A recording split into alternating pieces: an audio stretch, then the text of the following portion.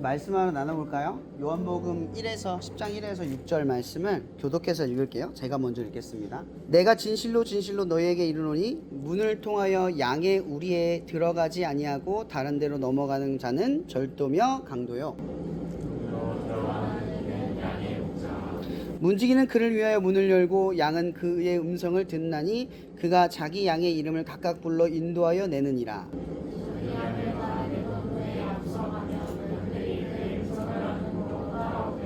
타인의 음성은 알지 못하는 고로 타인을 따르지 아니하고 도리어 도망하느니라. 다 함께 읽겠습니다.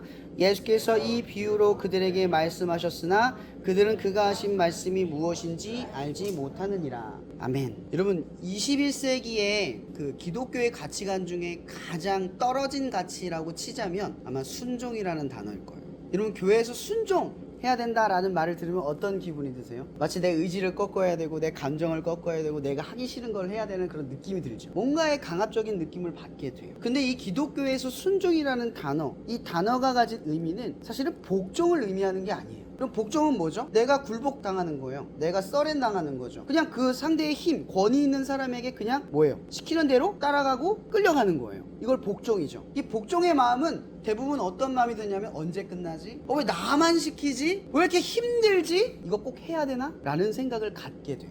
이 기독교의 가치관에서는 복종이 아니라 순종이라는 단어를 쓴다고 했죠. 그럼 순종의 뜻은 뭐예요? 순종. 순순히 그냥 풀어 얘기할게요. 한자도 얘기하지 않고 순순히 따르는 걸 의미하는 거예요.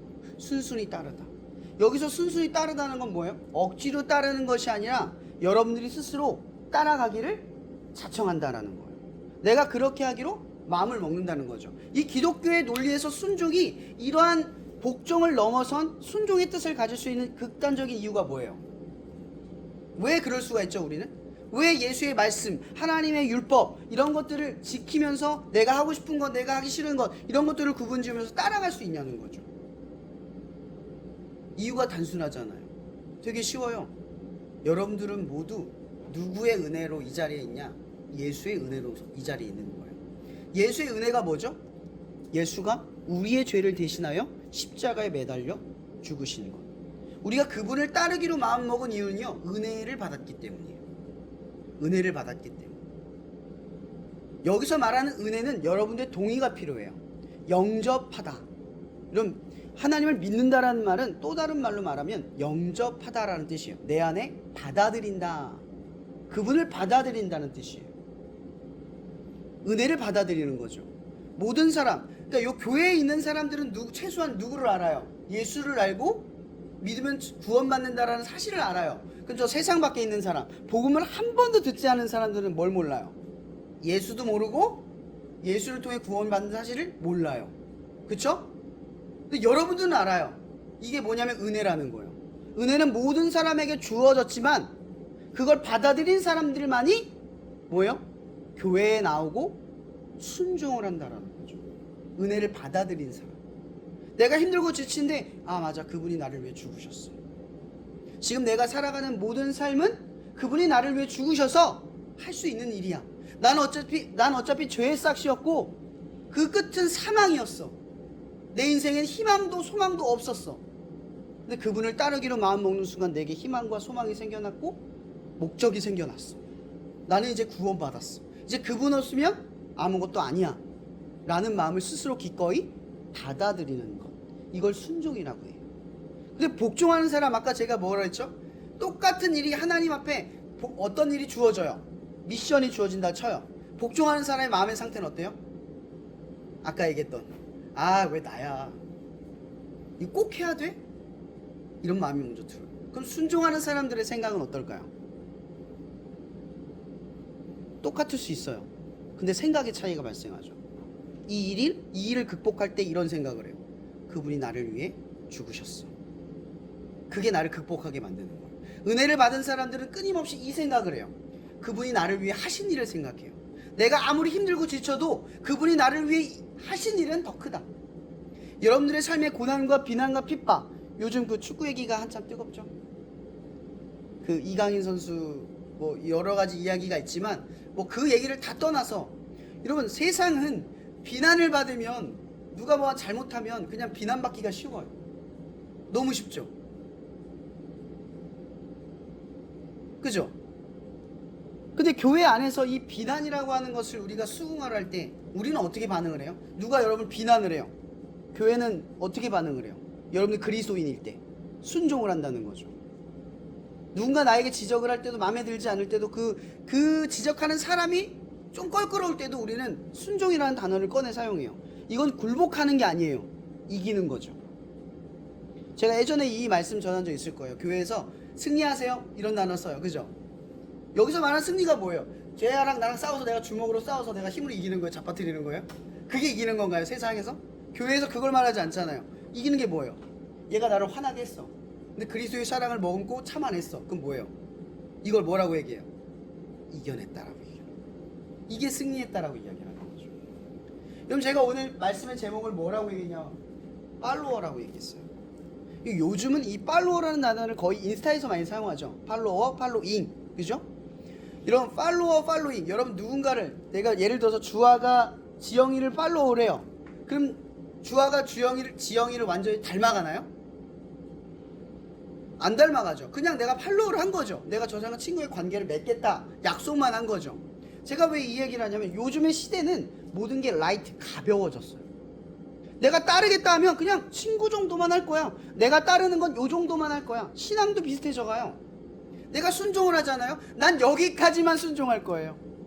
가끔 교회 나오신 분들 중에 그런 얘기를 많이 해요. 나는 11조 내기 싫어서 교회를 안 간다. 여러분 그건 중요하지 않아요. 여러분 이 재물이 많은 청년의 얘기 알죠? 그 청년에게 이 재물은 내어드리기가 굉장히 어려워요. 그죠? 그거 하나 때문에 못 넘어간 거예요. 그 청년에게 그 재물만 있었어요? 명예, 존중, 율법으로 살아온 여러 가지 명예 다 있었어요. 근데 돈 하나에 넘어간 거죠. 근데 예수님이 칭찬한 사람은 두렙돈을 낸 여인이잖아요. 전부를 드린 거. 여러분 요즘 전부라는 걸 거부감을 가져요. 순종을 할 때 전부를 하는 게 아니라 어느 정도의 여지를 남겨두고 순종을 한다는 거죠. 아무런 손해를 보지 않으려고 해요.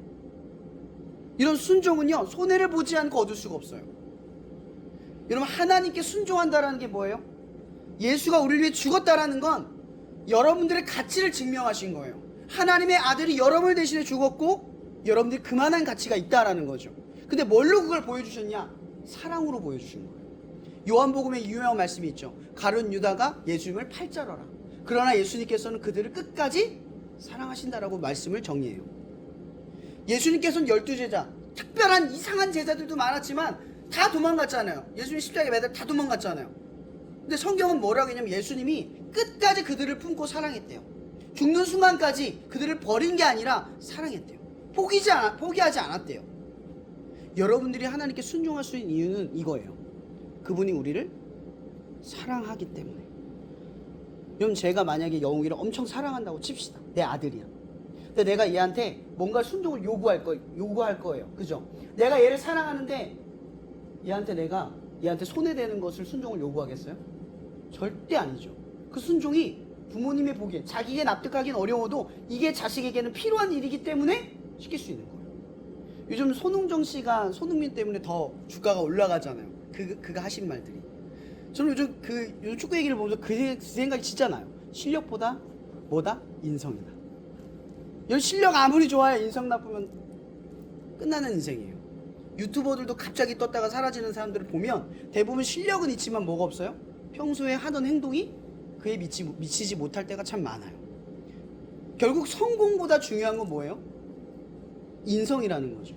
인성이 훌륭할 때 실력이 발휘되는 거예요. 근데 실력만 좋으면 인성 때문에 무너질 수 있는 게 인생이라는 거예요. 그래서 지금 뉴스에서 보면 이강인 선수가 뭐 얼마나 잘못하는지 아무도 몰라요. 사실을 모르잖아요. 그죠? 한 끗 차이예요. 근데 그 작은 사실에도 사람이 무너져요. 저도 축구를 보면서 이강인 선수를 엄청 응원하고 지지했지만 뉴스 한마디, 그 소문 한마디에 사람이 이렇게 뒤바뀌어 버려요. 사람이 가진 실력은 사실 생각보다 별 볼 일 없다는 거죠. 아무리 잘나봐야 무너지기 쉬운 게 실력이라는 거예요. 근데 우리가 살면서 근데 뭘 자꾸 믿어요? 스펙과 실력을 믿어요. 성적을 믿는다고요.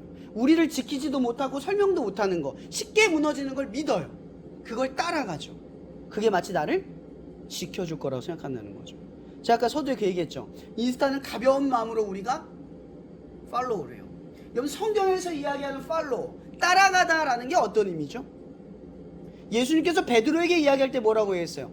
그물을 두고. 베드로에게 전부는 그물이었어요. 그죠? 재물이 많은 청년이 못 따라간 이유가 뭐예요? 그에게 재물이 전부였기 때문에 못 따라간 거예요. 두렛돈을 그 헌금하여 드린 여인, 여러분 그 여인이 드린 두렛돈은 200원 정도라고 칩시다. 그 200원을 가지고 오늘 한 끼를 먹어야 되는 금액이에요. 그걸 하나님 앞에 드린 거예요. 그 사람의 전부는 뭐예요? 다예요. 그 순간 내가 누릴 수 있는 건 다예요. 그럼 제가 왜 이야기를 하냐면 오늘 말씀에 보면 이 말씀에 그런 게 있어요. 예수님은 양무리를 찾아갈 때 어떻게 찾아가냐? 울타리를 뛰어넘어서 들어가는 게 아니라 문으로 당당히 들어간대요. 이게 무슨 의미냐? 복종을 요구하지 않는다라는 거죠. 뭔가 여러분들에게 갈취하기 위하여 양을 기르는 존재가 아니라는 거예요.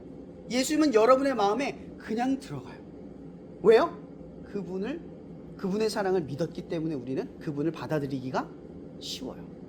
열려 있는 거죠. 그래서 그분은 당당하게 우리 마음 안에 들어와요. 그래서 그분이 요구하는 것들을 우리에게 말씀하세요. 근데 그런 요구들이 우리에게는 받아들여져요. 왜? 그분은 우리를 사랑하는, 우리를 지켜주는 양이기 때문에, 그분의 사랑이 그 모든 걸 입증했기 때문에 가능해지는 거예요. 그래서 양들은 누구의 소리에 귀를 기울여요? 목자의 소리에만 귀를 기울여요. 이동할 때 목자를 한 번씩 확인하고 목소리가 들리면 그곳으로 따라가죠. 이게 양과 누구의 관계예요? 목자의 관계예요. 여러분 우리는 이 순종이라는 단어를 사용할 때 지금 전부를 하는 게 아니라 손해를 보지 않을 만큼만 하고 있다고 제가 전제를 드렸어요. 이게 시대적 문화예요. 기독교의 문화는 이걸 무너뜨리고 넘어서야 돼요. 선교 갔다 왔죠, 그죠? 선교 갔다 올 때 쉬웠어요? 엄청 힘들었죠. 많은 걸 손해보고 전부를 드려야 할 만큼 소진하고 왔어요. 그죠? 대충 해서 아무것도 못해요. 제가 이번 주도 캠프 갔다 왔지만 힘들어하는 친구들한테 독려하는 말은 딱 한마디였어요. 한 영혼 구원하기가 쉽냐? 잠도 못 자고 그렇게 추운데 밖에 나가서 섬기는 일은 어려워요. 근데 여러분, 한 명의 영혼을 구원하는 일은 너무나 귀하잖아요. 근데 그 일은 결코 쉽지가 않아요. 그래서 예수님께서 우리에게 뭐라고 말하냐면 한 알의 밀알이 땅에 떨어져 썩어 죽지 아니하면 열매를 맺을 수 없다라고 이야기했어요. 이게 뭐예요? 헌신이고 순종이라는 거죠. 뭔가를 희생하고 전부를 드리지 않는 것에는 하나님이 하시는 일에는 무가치한 일이 돼버린다라는 거예요. 근데 여러분 이 생각을 한번 해봐요. 하나님을 믿고 다른 일에 희생이 생겨요. 제가 아까 영우한테 얘기했죠. 사랑하는 부모가 영우에게 부당하고 얘가 하기 싫은 손해볼 것 같은 일을 시켜도 영우가 손해봐요? 부모님 말을 따르면? 왜 손해를 보지 않죠? 부모는 영우를 아끼고 사랑하니까요. 그 일이 옳기 때문인 거죠. 그게 영우에게 필요하기 때문인 거예요. 만약 하나님이 여러분들에게 어떠한 순종을 요구할 때 그것이 손해 보이고 내가 납득이 안 되고 이해가지 못하는 상황일지라도 그게 뭐예요? 여러분들에게 필요하기 때문이라는 거죠. 결국 순종이라는 건요, 여러분들을 위해 필요하면서도 하나님을 위해서도 동일하게 필요한 일이 되는 거예요. 순종하기가 쉬운 이유는 뭐냐면 하나님이 나를 사랑한다라는 마음과 그분의 일이 나를 사랑하기 때문에 언제나 옳다라는 믿음이 생기기 때문이에요. 그러면 점점 양과 목자 사이에 이런 관계, 순종의 관계가 계속 반복되다 보면 어떤 일이 벌어지느냐? 제가 이번 주 캠프 갔다 왔다 그랬잖아요. 캠프 갔다 오면 캠퍼들이 캠퍼들이 아니죠. 캠퍼들 갔다 왔죠. 문제가 생기면 누구 쳐다봐요? 스텝 쳐다보죠? 그죠? 처음부터 스텝 안 봤어요. 왜 보게 되죠? 스텝의 헌신과 순종과 우리를 사랑하는 마음과 그 모든 것들이 우리도 모르게 뭘 향하게 만들어요? 눈과 귀를 향하게 만든다라는 거죠. 그러니까 순종이라는 것은요, 순간에 우리가 납득하기 어려운 순간을 거쳐 넘어가면 반복될수록 여러분들에게 어떠한 능력이 생기느냐? 나도 모르게 하나님을 쳐다보고 나도 모르게 하나님의 소리를 듣는 능력이 점점 강해져요. 여러분 세상에 살아가다 보면 여러분 쇼츠 많이 보죠? 전 쇼츠 보다 보면은 인생을 낭비하고 있다는 그 처절한 느낌을 많이 받아요. 한 30분, 1시간 지나가요. 근데 보고 나면 즐겁다, 행복하다는 느낌보다 허무하다, 낭비하고 있다, 이러다가 나 어떡하지? 라는 생각이 더 들어요. 제가 꼰대라서가 아니라 시간이 그냥 의미 없이 흘러가는 걸 느낀다라는 거예요. 이걸 또 다른 말로 말하면 뭐라고 말하죠? 시간을 죽이다라는 뜻이에요. 왜 시간을 죽이고 계세요? 에베소서의 말씀에 보면 세월의 때를 아끼라라고 이야기했어요. 여러분, 요즘의 시대는요, 보는 것과 듣는 것이 쉬운 시대예요. 그리고 점점 세상은요, 여러분들에게 손해 보지 않을 만큼 나를 따라와. 너희들에게 조금만 따라오면 조금의 유익이 찾아와. 아무 손해도 없어. 이런 것들을 점점 우리에게 적응시켜가고 있어요. 세상은 믿고 따라갈 만한 것이 아니라 여러분들이 흥미거리로 내가 주축이 돼서 내가 따라가기로 마음먹고 생각하는 것이 주관이 되기 시작한다라는 거죠. 기독교는 그걸 역행하고 있어요. 여러분, 오늘 양의 무리 이야기를 계속하는 이유가 이거예요. 양은 하나님을 보는 것과 하나님의 소리를 듣는 것에 익숙해져 있어요. 근데 하나님을 따를 때 손해 보지 않을 만큼 따르거나 아니면 내 흥미거리 정도로 따르지 않는다라는 거죠. 왜요? 하나님께 순종하는 것이 여러분들을 위한 일이기 때문입니다. 우리에게 필요한 것, 바로 우리가 양의 무리이면서 동시에 하나님을 목자로 생각할 수 있는 다음 세대로 우리가 부름을 받았다는 사실을 보여줘야 한다는 거죠. 제가 오늘 이 말씀을 전하는 이유는 바로 이것 때문이에요. 팔로워. 어느 정도의 따라감이 아니라 전적인 따라감이 필요하다는 것. 여러분들을 향한 하나님의 숨겨진 이 비밀들, 이 단적으로 증명된 이야기가 저는 요셉의 이야기라고 생각해요. 요셉은 가장 사랑받는 아들에서 노예가 됐고, 가장 촉망받는 가정 총무에서 죄인이 됐고, 그리고 수많은 간수장, 그 감옥에 오는 죄인들과 상담을 해주고 그들을 도우면서도 잊혀진 존재가 되어야만 했어요. 근데 요셉은 창세기 38장에 뭐라고 그의 인생을 요약하냐면, 여호와께서 그와 함께 하심으로 그가 형통하였더라. 여러분, 요셉의 이야기의 순종은 이거예요. 납득되지 않고 이해되지 않는 순간에도 하나님을 믿고 따르는 것을 멈추지 않았다.